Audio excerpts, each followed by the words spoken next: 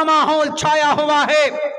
एक मुनाफिक के कहने की वजह से, उनके एक शोसे की वजह से अब्दुल्ला बिन उबय बिन सलूल कमबख्त मलऊन और उस मनहूस इंसान की गलत खबर की वजह से तहकीक की जाती, यहां तक कि अल्लाह के नबी भी परेशान हो गए। अल्लाह के नबी ने कहा कि आयशा बता, अगर तुमसे यह गलती हुई है तो अल्लाह से दुआ करो, अल्लाह तुमको माफ कर देगा।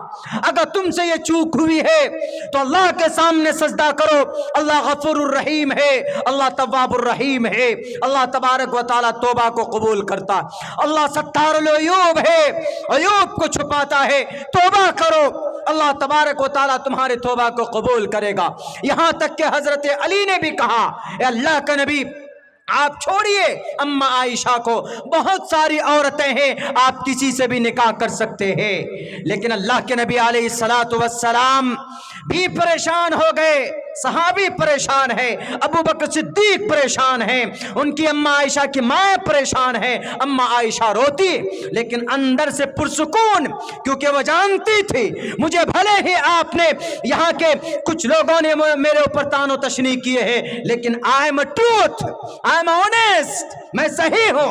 आई am not going, I was not going to the wrong way, मैं कभी गलत रास्ते पर नहीं गई थी। आई वॉज नॉट रॉन्ग, मैं कभी गलत नहीं थी, मैं सच हूं। मुझे अल्लाह की जात पर भरोसा है कि जैसे अल्लाह तबारक व तआला ने हजरत यूसुफ अलैहिस्सलातु वस्सलाम उनकी बरात उनके भाइयों के लिए, वैसे ही मुझे यकीन है, विश्वास है कि अल्लाह तबारक व तआला मुझे लगे हुए मुझ पर इल्जामात को जरूर किसी न किसी शक्ल में खत्म करेगा। अल्लाह तबारक व तआला की तरफ से वही आई और यूं कहा, ए नबी, ए आयशा, तुम गलत नहीं हो, तुम सच हो, तुम सही हो। अल्लाह के नबी अलैहिस्सलाम ने बशारत दी और खबर दी कि आयशा, तुम पाक हो, तुम साफ हो, तुम पर जो इल्जामात लगाए वो बिल्कुल गलत है। अम्मा आयशा सिद्दीक़ा रज़ी अल्लाह ताला अन्हा परेशान जरूर हुई, तुहमत लगाए गए उनके ऊपर, लेकिन अल्लाह तबारक व तआला की तरफ से बारात का ऐलान हुआ। कौन थे लगाने वाले? सोचा था किन की तरफ से? मुनाफिक की तरफ से, कि देखिए अम्मा आयशा फना के साथ ऊँट पे अभी आई हैं, पीछे पीछे। आप लोग जानते हैं कि बहुत मशहूर वाक़या है, सूरह नूर के अंदर आप पढ़ेंगे तो अम्मा आयशा चूँकि एक अल्लाह के नबी एक सफ़र से आ रहे थे, तो जिस हूदज में, जिस ऊँटनी में अम्मा आयशा थी, तो आप उस ऊँटनी से उतर कर इस्तिंजा करने चली गई थी। तो इसी बीच में आप अलैहिस्सलातु वस्सलाम ने काफ़िले को जाने का ऑर्डर दिया। तो जो सहाबी उस हूदज को उठाकर ऊँटनी पे रखते थे, कजावे को, तो अम्मा आयशा हल्की थी, बहुत कम वज़न था, तो दो आदमी पकड़ कर उठाते थे। तो दो आदमी किसी भारी चीज़ को उठाएंगे तो महसूस नहीं होता है कि भारी है, तो उन्होंने उठा कर रखा। उन्होंने महसूस नहीं किया है कि अम्मा आयशा है कि नहीं, उन्होंने सोचा कि बिल्कुल हैं। तो वो काफ़िला चला गया। अम्मा आयशा जैसे आई क़ज़ाए हाजत से फारिग होकर, देखा कि काफ़िला जा चुका है, सारे लोग जा चुके हैं, तो अम्मा आयशा वहीं पर उसी जगह पर लेट गई। पहले ज़माने में ये रूल होता था, काफ़िला जब जाता था तो पीछे से एक दो लोग जाते थे, कहीं कोई सामान गिर न जाए, कहीं कोई सामान छूट जाए तो उसको उठा कर लाते थे। तो पीछे से एक सहाबी आए, उस सहाबी ने देखा अरे तो अम्मा आयशा हैं, तो उन्होंने ज़ोर से पढ़ा इन्ना लिल्लाहि व इन्ना इलैहि राजिऊन। तो उन्होंने करीब में जाकर ऊँट को बिठाकर उसमें अम्मा आयशा बैठ गई। आगे आगे नकेल पकड़ कर लेकर जब पीछे से पहुँचे वो अम्मा आयशा को लेकर, तो वो कमबख्त मुनाफिक ने कहा कि देखो अम्मा आयशा पीछे से आ रही हैं, देयर इज़ समथिंग फिशी, दाल में कुछ न कुछ काला है। उन्होंने अफवाह फैलानी शुरू की, जैसे आजकल हम लोग किसी के बारे में भी अफवाह फैला देते हैं, किसी के बारे में बिना तहकीक किए हुए। कफ़ा बिल मर्इ कज़िबन अन युहद्दिस बिकुल्लि मा समिया, it is enough for being a liar to spread without trying to know the truth. If you want to spread the message, if you want to convey the any message about Islam, about any person, without trying to know the truth, उसकी हकीकत और सच्चाई को समझे बगैर अगर आप किसी के सामने किसी बात को आगे बढ़ाते हो, तो फॉर बीइंग अ लायर, आपका झूठा होने के लिए इतनी बात काफ़ी है कि आप सुनी सुनाई बात आगे बढ़ाते हैं। अल्लाह के नबी ने फरमाया है कि दिस पर्सन, वो झूठा है, लायर है, वो एक नंबर का झूठा है बिना तहकीक किए हुए। बहुत आसान है किसी के ऊपर 376 का केस डालना, बहुत आसान है 307, 305, 302 का केस डालना, बहुत आसान। दुआ करो हर किसी के लिए जो टारगेटेड हैं। अल्लाह तबारक व तआला इस मुल्क में, इस कौम की, इस मिल्लत के एक एक फर्द की हिफाजत फरमाए। नहीं जनाब, जो गए तो गए, नहीं हमारी और आपकी जिम्मेदारी बनती। अल्लाह के नबी ने क्या फरमाया? एक मुसलमान दूसरे मुसलमान कैसे हैं? कजसदिन वाहिदिन, एक जिस्म के मानिंद हम और आप। मेरे भाइयों, सबसे खूबसूरत निज़ाम हमारे पास, सबसे खूबसूरत सिस्टम हमारे पास।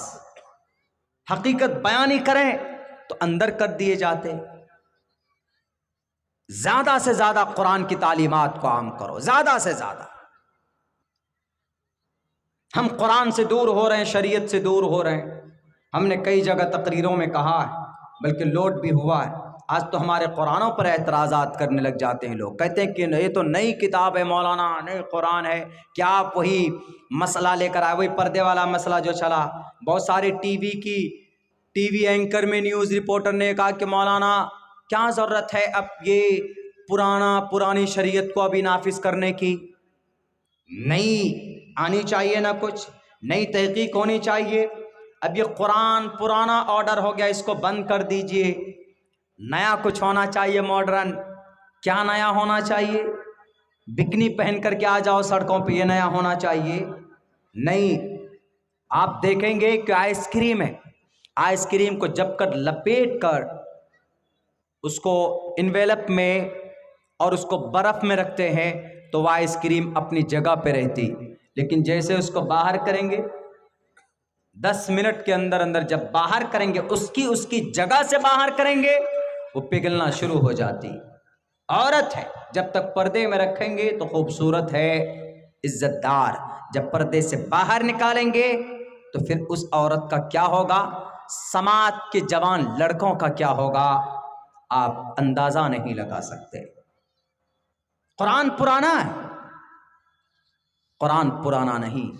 बहुत से लोग करते हैं ना, वही यही अकबर बादशाह ने सोचकर वही किया था ना।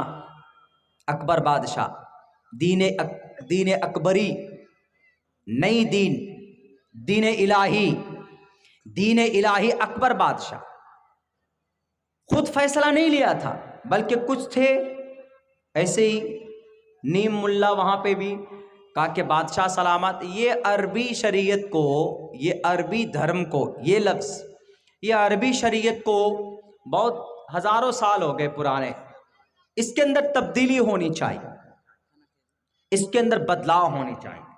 कहा ठीक है भाई, क्या करना चाहिए? कि भाई दीन इलाही, आप दीन इलाही के नाम पर एक नया दीन उन्होंने लॉन्च किया। कुछ इधर से, कुछ उधर से, कुछ इधर से लेकर, इस किताब से उस किताब से, यानी क्रिश्चियन को, जैन को, बौद्ध को। भारत के अंदर क्रिश्चियनिटीज़ को सबसे पहले कौन लाया? अकबर बादशाह। उसकी एक बीवी क्रिश्चियन थी। साउथ के एरिया में जाएंगे तो क्रिश्चियनिटीज़ बहुत मिलेंगे आपको। इस वक्त नहीं, बल्कि हमेशा से दुनिया की सबसे बड़ी कम्युनिटी, सबसे बड़ा मज़हब कोई है तो क्रिश्चियन है। सबको मिला करके एक जगह खिचड़ी बनाने की कोशिश की और उन्होंने कहा कि ये दीन इलाही है। लेकिन उस वक्त कुर्बान जाइए, उस वक्त एक बड़े आलिम दीन, उस वक्त एक बड़े अल्लाह वाले, उस वक्त एक बड़े औलिया अल्लाह, उस वक्त एक बड़ा मुजाहिद,